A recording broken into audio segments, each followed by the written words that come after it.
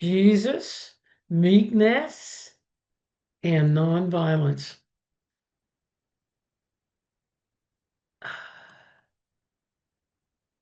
And I guess I always leave this in here that Jesus taught and demonstrated a spiritual message. And of course, um, meekness, it's one of the,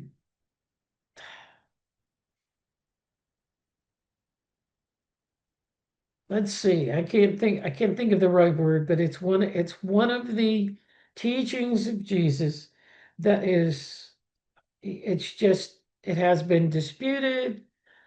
It's uh, the meaning of it, according to Jesus, has been just totally overlooked. And so I thought we would do a rundown with it because Jesus' teachings, and we have to remember, last week we talked about humble, um, and these all combine. Okay, you if you are meek, you will be humble. I mean, and all of these just pull together.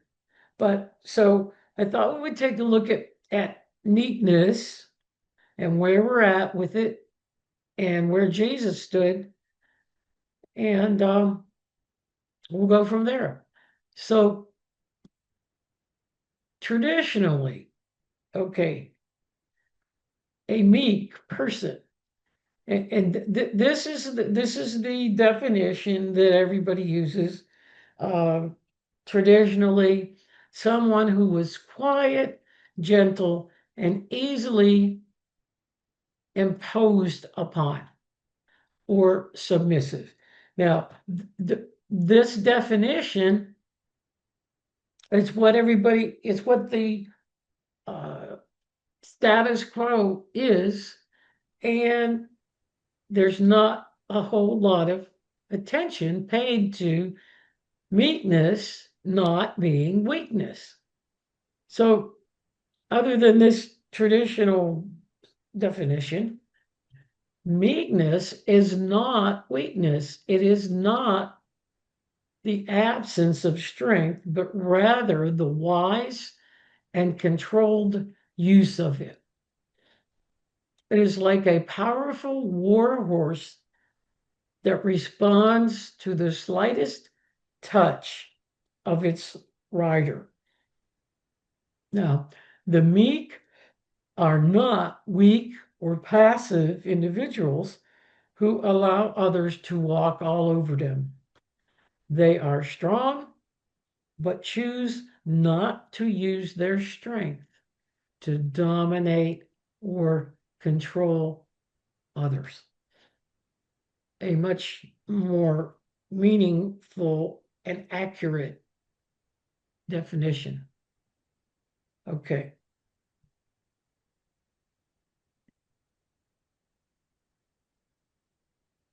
So I don't have a lot of scripture for tonight, but I do have some. George, would you do the honors? Absolutely. Blessed are the meek, for they shall inherit the earth. Okay, hold on. Let's well, no, go ahead and read the Psalm 37:11. But the meek shall inherit the earth, and shall delight themselves in the abundance of peace. Okay, now a couple of reasons that when we study, people study the Beatitudes, okay, and they go, "Blessed are the meek, for they shall inherit the earth." And so let's do this shall inherit the earth thing right now.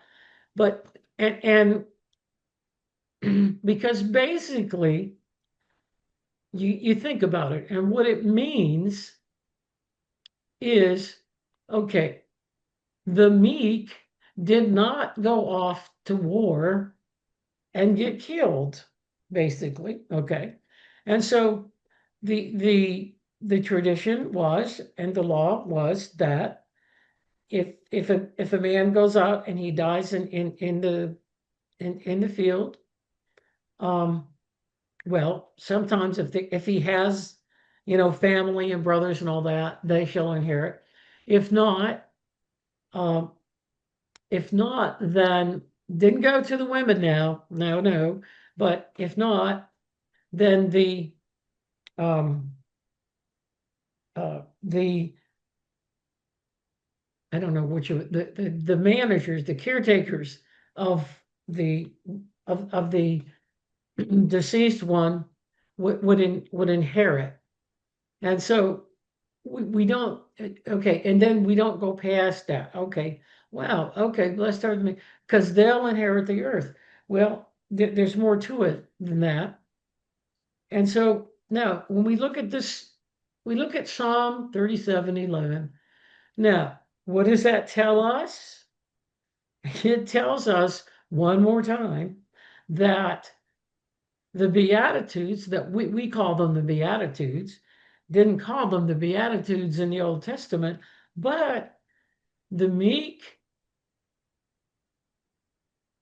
shall inherit the earth and shall delight themselves in the abundance of peace. It comes from the Old Testament one more time.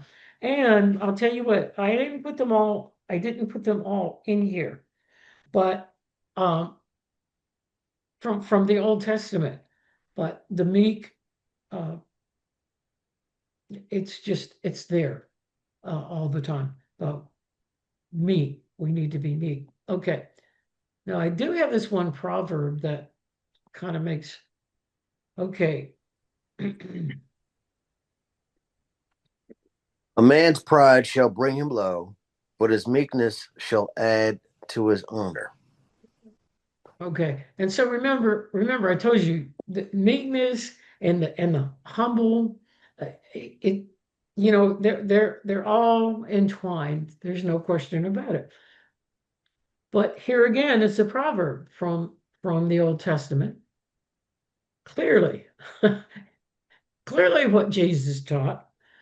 And this proverb describes a person who is free from a grasping temper that leads to disputes and quarrels, often ending in bloodshed and murder. And that expands upon the meaning, and that really is significant. Okay. And the meek are those who practice non-resistance and submit to injustice, even at great inconvenience. Okay, so now that we know what it is, and clearly, even though this is the Old Testament, this is what Jesus taught. Penny, Yes, ma'am. I came across something one time in my studies that was very enlightening to me, and I wonder how it fits in with what you're teaching. And that is meekness means teachable. Yeah. With that Well, word, it made a lot of sense to me. well, I'll tell you what, I wish that meaning, we'll talk about this at the end, but I wish that meaning still held today, but we'll talk about it at the Yeah, end. I think Because, it fits in with like we should all become as little children, meaning we need to learn. yeah, same thing. Little children are meek and they are humble. There's no question about it. Yes, and we're going to talk more at the end, the discussion. So thank Thank you you. for that. All right, so okay, basically Jesus demonstrated meekness throughout, but this was one I thought we would review this story about the woman taken in adultery. Because we never we never identified it with meekness, but it is okay.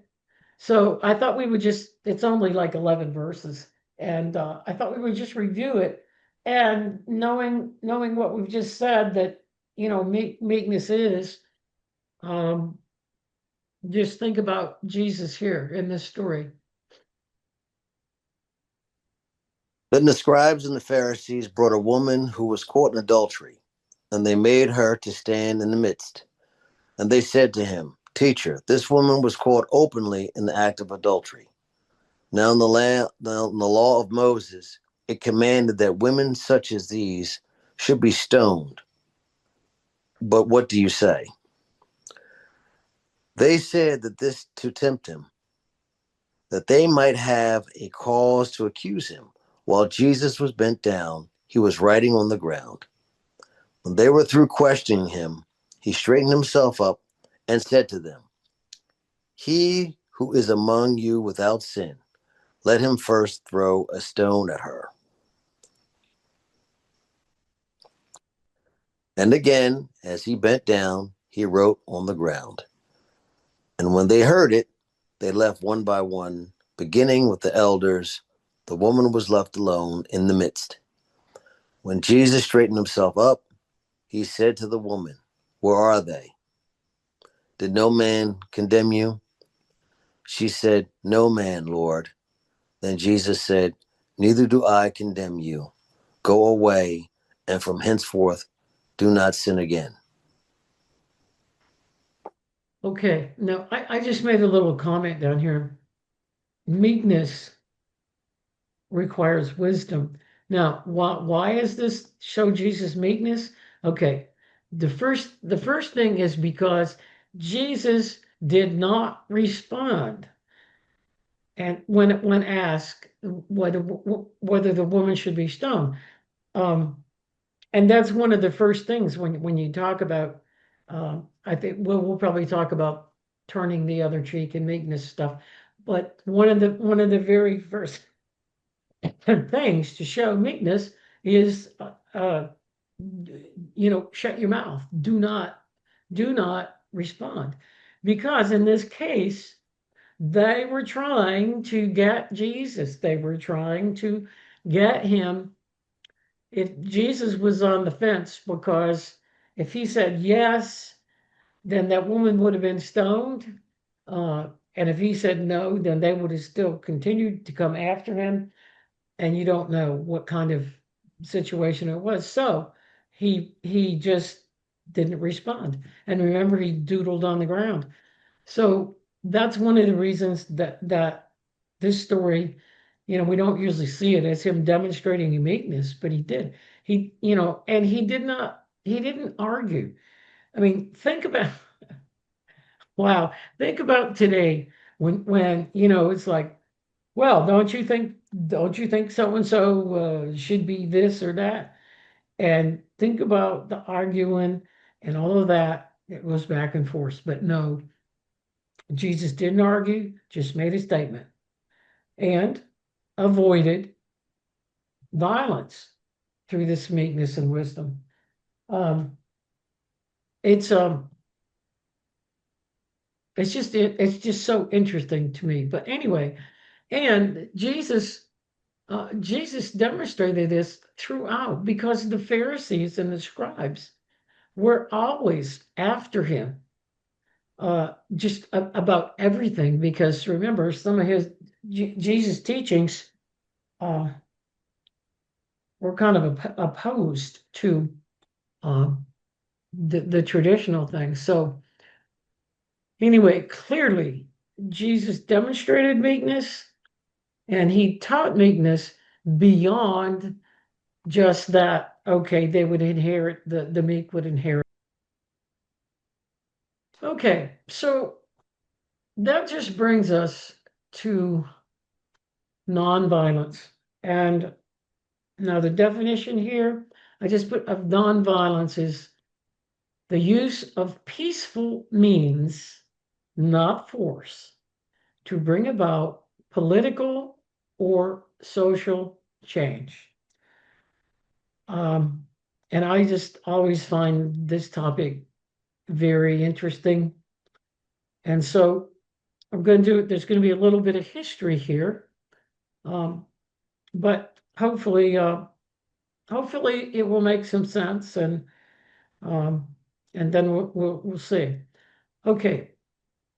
Now, the teachings of Jesus, all right, uh, Leo Tolstoy. Now, I don't know, you might all be familiar with him as a novelist, Anna Karenina and War and Peace, I think. Okay. Uh, and so you might wonder how does he enter in here? Well, Tolstoy,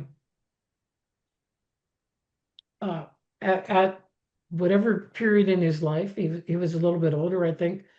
Uh, he became familiar with Jesus' teachings, and he totally adopted them. So Leo Tolstoy emphasized Jesus' teachings, particularly the Sermon on the Mount, which has the meekness as a moral law and guide for life. He focused on the ethical and practical aspects of Christianity, stressing love, nonviolence, and forgiveness, while rejecting traditional church dogma and institutionalized religion. Um, and this was back in the mid to late 1800s. Okay.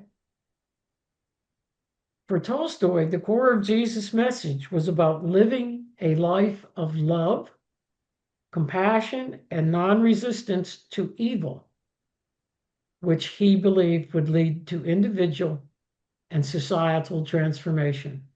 So, Leo Tolstoy was kind of the first one that got to be famous, uh, that embraced Jesus' teachings and lived them. Now, and if you're really interested, he has several books. One of them is the Kingdom of Heaven is Within, which is really kind of interesting because that is, that was Jesus' teachings. So Tolstoy was in and he became famous for that, the late 1800s, I believe. And so then came along a man named Mahatma Gandhi. I want to know how dumb I'm sorry. what it is. Oh, Sorry. okay. Anyways,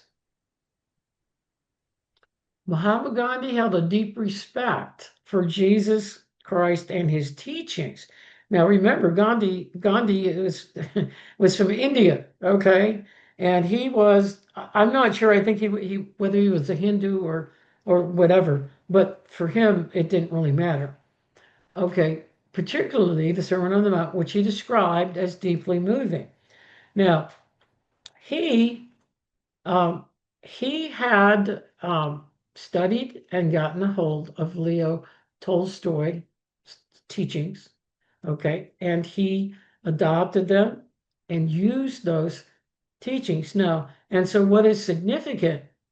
Um, okay, he saw Jesus as one of the great teachers of humanity and admired his message of nonviolence. Now, there's more to the stories with Gandhi.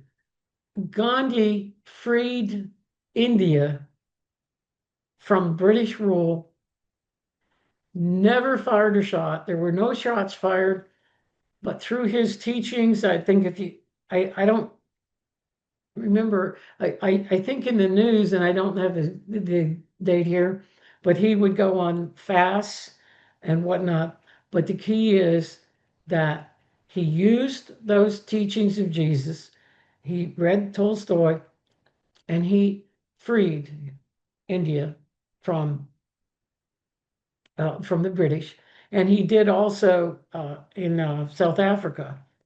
So um, it's it's just really interesting. Again, Gandhi is an Indian. He was from India, but that's what he adopted. Now, one of the famous things, and I have it right here, and you can it is all over. You can get bumper stickers or whatnot. And he said, I like your Christ. I do not like your Christians, expressing a critique of the behavior of some Christians in contrast to Christ's teachings. Think about that. And we're gonna talk about that at the end. All right. And then Martin Luther King Jr. drew heavily from the teachings of Jesus, particularly the principles of nonviolence and love, to advocate for civil rights and social justice. He saw Jesus as a revolutionary figure who challenged oppressive systems and called for radical love and compassion, even for one's enemies. King adopted nonviolent resistance as a core strategy for social change. Inspired by Jesus' teachings on loving one's enemies and turning the other cheek, he believed that violence only begets more violence and that love is the most powerful force for change.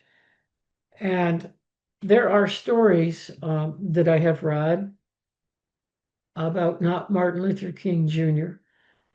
And all of these principles that are spelled out, like in the Beatitudes, and blessed are those who are persecuted and whatnot. But I was reading in one of the, I don't have the quotes because I couldn't quite find it, but during one of his activities or whatnot, he stayed at a hotel, okay, and of course he was black, and the hotel did not bar him, I don't think. But anyway, it's just the what one of the people at the whether it was a bellman, whatever. Anyway, they just went up to him and said nasty stuff, nasty stuff, knocked him down on the floor, and Martin Luther King never said a word. He just got up, and that's that's meekness, folks. And so some people say, "Oh, meek is you're not going to get anything." But let's look at these people. Jesus demonstrated meekness, and Jesus. I mean, it's been 2,000 years, 2,000 plus years, and Jesus is still.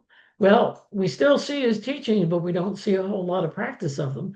But still, meekness can get you places. And Martin Luther King, yes, did he suffer? Yes. Did he die for his cause? Yes. But he did develop change. And so meekness has a purpose. These people set the stage, they have demonstrated along with Jesus that it works. So, okay.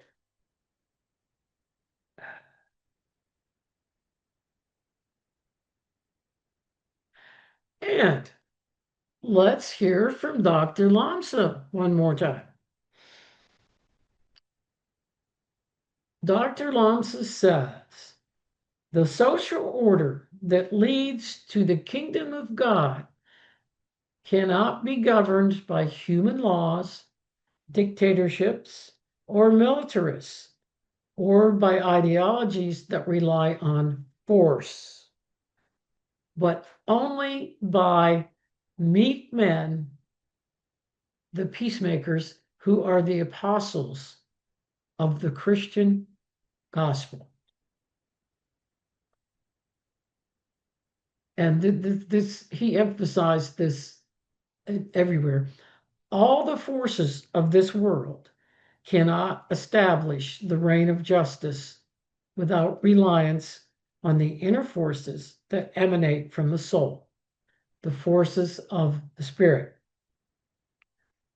Force is not the remedy with which to heal the ills of the world.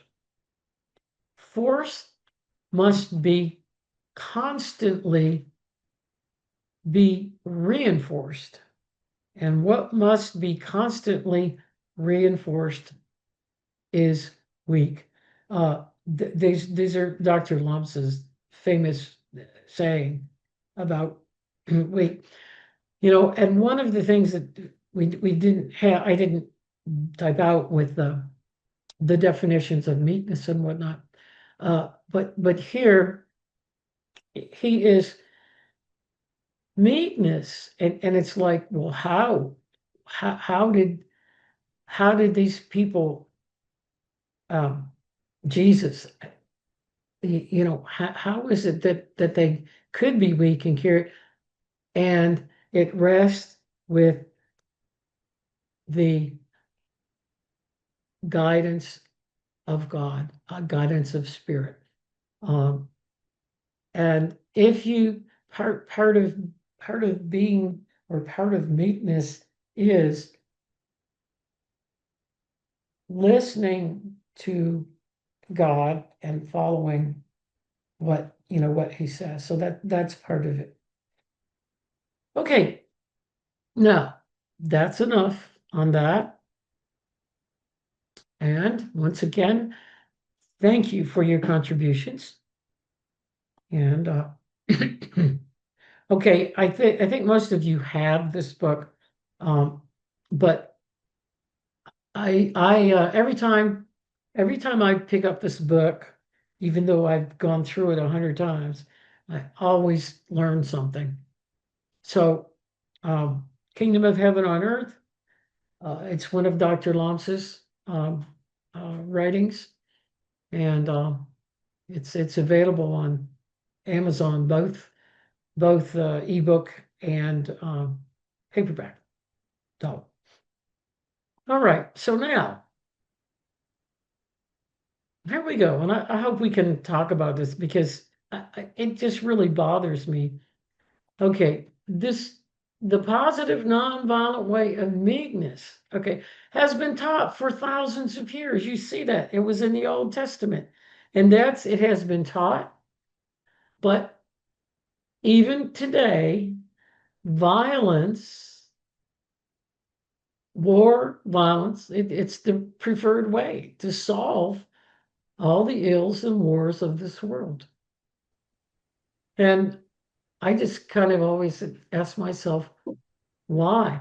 Why people just thrive on hatred and then killing each other? Um, I don't know. And it is a mindset. I have one story, and then we'll listen to you guys. Um, I went to a graduation of a friend, okay, when I lived in Georgia. And it was a Methodist sponsored school. I mean, it wasn't, it wasn't like some of the religious schools. They didn't really teach religion and stuff like that. But it was just sponsored. And so the speaker for graduation was the former governor of the state.